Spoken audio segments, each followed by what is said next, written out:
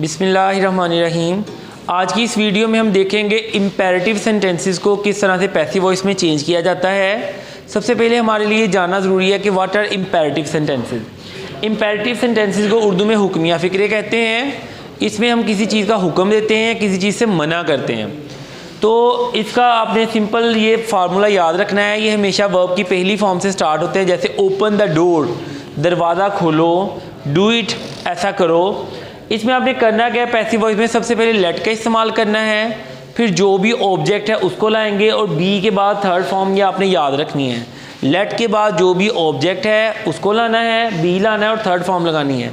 इस तरह के सेंटेंसेस में सब्जेक्ट नहीं होता, डायरेक्ट हुक्म दिया जाता है किसी चीज़ का, पहली फॉर्म ऑफ वर्ब होती है। जैसे ओपन द डोर, तो लेट हम लगाएंगे सबसे पहले, द डोर हमारा ऑब्जेक्ट है, बी के बाद हमने थर्ड फॉर्म ओपन की थर्ड फॉर्म लगानी है, let the door B opened. Next sentence है हमारा डू इट, ये पेपर में रिपीट होने वाला फिक्रा है। लेट ऑब्जेक्ट हमारा इट है, लेट के बाद इट आएगा, बी और डू की थर्ड फॉर्म आएगी, let it be done, done third form of verb है। ईट एन एप्पल डेली, अगर इस तरह के फिक्रों में कोई एक्स्ट्रा कोई वर्ड जैसे डेली, एवरीडे, कुछ इस तरह के वर्ड्स आते हैं, उनको आपने सबसे एंड पे लेकर आना है, उसको उसके फिक्रे के अंदर आपने हल नहीं करना। ईट एन एप्पल डेली, हमने डेली को भूल के इसको देखना है। लेट एन एप्पल बी ईट की थर्ड फॉर्म ईटन, डेली को हमने वैसे ही कॉपी कर देना है।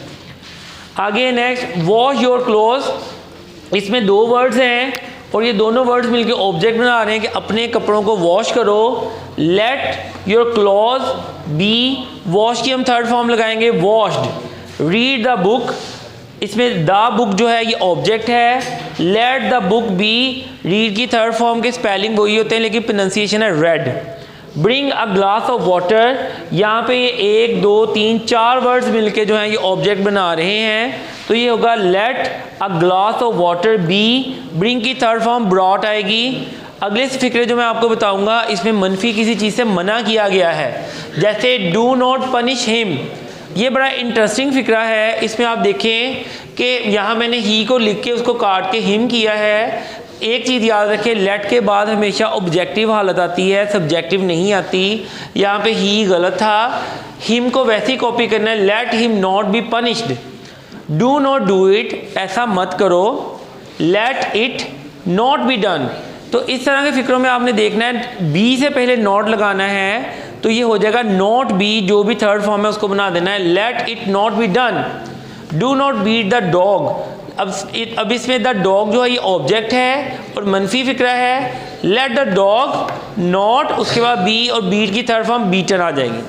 लास्ट सेंटेंस है do not smoke tobacco, tobacco हमारा ऑब्जेक्ट है। Let tobacco not be smoked. तो आपने याद रखना है हुक्मिया फिक्रों में बी के बाद थर्ड फॉर्म है अगर सादा फिक्रे हैं, मनफी फिक्रे हैं तो नोट के बाद बी और फिर थर्ड फॉर्म है।